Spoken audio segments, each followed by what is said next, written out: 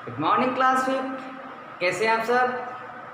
चलिए, हम पढ़ रहे थे चिट्ठियों का सफ़र। हमने देखा कि चिट्ठी किन किन रास्तों से होकर के हमारे घर तक आती है ना। पहले देखा था कि सबसे पहले हम चिट्ठी लिखते हैं, फिर उसको पोस्ट ऑफिस तक लेकर के जाते हैं। पोस्ट ऑफिस से फिर वो डाक विभाग में जाती है, डाक विभाग से फिर वो डाकिए के पास, और डाकिए के माध्यम से फिर वो हम तक आती है ना। तो ये पूरा चिट्ठी का सफ़र होता है। चलिए आगे पढ़ते हैं। हम पेज नंबर पढ़ेंगे 53 पर। पेज नंबर 53 निकालते हैं, है ना। घर के नंबर के बाद गली मोहल्ले का नाम, फिर गांव कस्बे शहर के जिस हिस्से में है उसका नाम, फिर गांव या शहर का नाम, है ना। यह सोचने लायक बात है कि आखिर पिन कोड की ज़रूरत क्या है। हमारे देश में अनेक ऐसे कस्बे शहर हैं जिनके नाम एक जैसे हैं। पते के बाद पिन कोड लिखने से गंतव्य स्थान का पता लगाने में डाक छाटने वाले कर्मचारियों को मदद मिलती है और वह जल्दी बांटे जा सकते हैं, है ना। तो ये बात हमने कल भी देखा था कि हमें डाक पिन कोड की ज़रूरत क्यों पड़ी है। पिन कोड की ज़रूरत क्यों पड़ी है? क्योंकि पिन कोड से हमें पता चल जाता है कि हमारी डाक जो है वो किस क्षेत्र की है और कहाँ पर जानी चाहिए, है ना। चलिए आगे बढ़ते हैं कि पिन कोड की शुरुआत 15 अगस्त 1972 को डाक तार विभाग ने पोस्टल नंबर योजना के नाम से की। जाहिर है कि गांधी जी को मिले इस पत्र को पर उन्होंने और मिली किसी पत्र पर पिन कोड का इस्तेमाल नहीं किया था, है ना। तो अब पिन कोड की शुरुआत कब हुई? पिन कोड लिखने की शुरुआत कब से हुई भैया? 15 अगस्त 1972 से इसकी शुरुआत हुई है, जो अभी तक चलती आ रही है ना। अब ये जो बॉक्स में लिखा है, इस बॉक्स को पढ़ते हैं। इसमें क्या है? पिन शब्द पोस्टल इंडेक्स नंबर, है ना। पिन क्या है? PIN। इसका पूरा नाम क्या है? पोस्टल इंडेक्स नंबर का छोटा रूप है पिन। किसी भी जगह का पिन 6 अंकों का होता है। हर अंक का एक खास स्थानीय अर्थ होता है ना। सभी जगह का अपना अपना पिन कोड होता है और वो 6 अंकों का होता है। जैसे अपने हरदा का है 461 441, है ना, और बाकी 461 331 खिड़कियाँ का है। इस तरह से हमारे अलग अलग पोस्टल नंबर होते हैं, ठीक है। उदाहरण के लिए NCERT को भेजे गए लिफाफे पर अंक लिखा है 110016, है ना। जो अभी हमने पोस्टर एक देखा था जिसमें गांधी जी का पत्र लिखा था और एक में निदेशक को लिखा था, ठीक है। NCERT के निदेशक को लिखा था, उसमें भी पिन कोड था। उसका पिन कोड था क्या? 110016, ठीक है। इसमें पहले स्थान पर दिया गया अंक यह बताता है कि यह पिन कोड दिल्ली, हरियाणा, हिमाचल प्रदेश, जम्मू कश्मीर का है। इसके 2 अंक यानी 10 यह तय करते हैं कि यह दिल्ली राष्ट्रीय राजधानी क्षेत्र के उपक्षेत्र दिल्ली का कोड है। अगले 3 अंक यानी 001 दिल्ली उपक्षेत्र के ऐसे डाकघर का है जहां डाक बांटी जाती है ना। सबसे पहला वाला अंक जो है 1, है ना, ये पहले स्थान पर दिया गया अंक यह बताता है कि यह पिन कोड दिल्ली, हरियाणा, हिमाचल प्रदेश, है ना। सबसे पहला जो अंक लिखा हुआ है वो बताता है कि वो किस राज्य का है ना।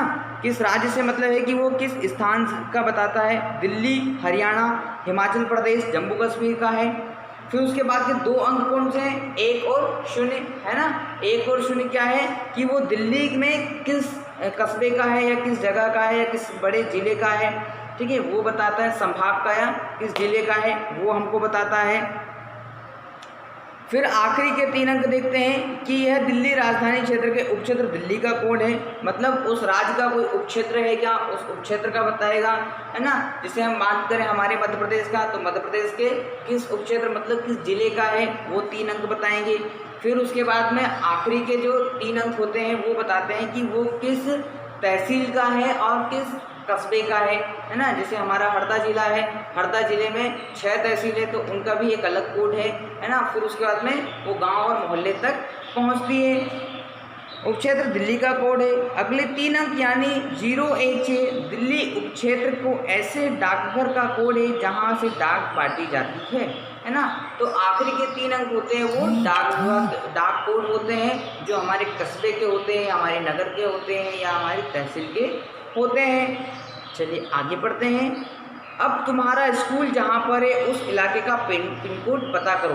अब तुमको पता करना है कि हमारा स्कूल कहाँ पर है, उसका पिन कोड क्या होगा। तो हमारा स्कूल हरदा में है, ठीक है। हरदा का पिन कोड क्या होगा ये आपको पता करना है और लिखना है ना। अपने घर के इलाके का पिन कोड नंबर भी पता करो।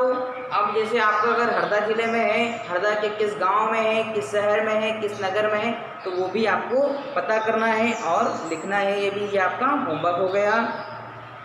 अपने घर के इलाके का पिन कोड नंबर पता करो। पिन कोड की जानकारी डाकघर से प्राप्त की जा सकती है। डाकघरों में टेलीफोन डायरेक्टरी की तरह पिन कोड डायरेक्टरी भी मिलती है ना। अब आप इसको डाक विभाग से पता कर सकते हो या इंटरनेट से पता कर सकते हो या फिर अपने घर के बड़े सदस्यों से भी इसकी जानकारी ले सकते हैं। चलिए पेज नंबर 54 पर आते हैं। 54 पढ़ते हैं। टिकट संग्रह का शौक काफ़ी लोकप्रिय है ना। बॉक्स में दिख रहा है, बॉक्स में पढ़ते हैं कि टिकट संग्रह का शौक काफ़ी लोकप्रिय है। धीरे धीरे इसमें टिकट संग्रह के अलावा डाक से जुड़ी और बहुत सी चीज़ें शामिल हो गई। इसको डाक का विज्ञान गलत नहीं होगा। क्या तुम जानते हो इस विज्ञान को क्या नाम दिया गया, पता करो और यहाँ लिखो, है ना। अब ये देखते हैं कि भैया टिकट संग्रह, बहुत सारे लोग होते हैं ना, अलग अलग तरीके की टिकट को कलेक्ट करते हैं, उनको इकट्ठा करके रखते हैं, उनको संजो करके रखते हैं। कोई फाइल में चिपकाता है, कोई पेज में चिपका करके उनको रखता है, ठीक है। तो ये डाक विभाग से जुड़ी बहुत सी चीज़ें शामिल हो गई। अब इसमें डाक विभाग से संबंधित बहुत सारी जानकारी हमको मिल जाती है। इस डाक का विज्ञान कहना गलत नहीं होगा। तो इस संग्रह को या इस टिकट कलेक्शन को हम अगर डाक विज्ञान भी कहें तो ये गलत नहीं होगा।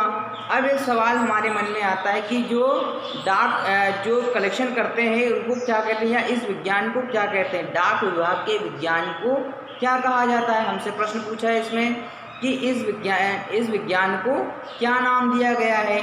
तो क्या नाम दिया गया भाई, है ना, इसको नाम दिया गया फिलेटली। क्या नाम है इसका, फिलेटली। लिख लीजिए अपनी कॉपी में इसको, या अपनी किताब में जहाँ जो खाली जगह दी गई है ना वहाँ लिख लीजिए फिलेटली, ठीक है। आज इतना पढ़ते हैं, कल हम फिर और पढ़ेंगे। इसके नीचे वाला पैराग्राफ हम कल पढ़ेंगे। Thank you.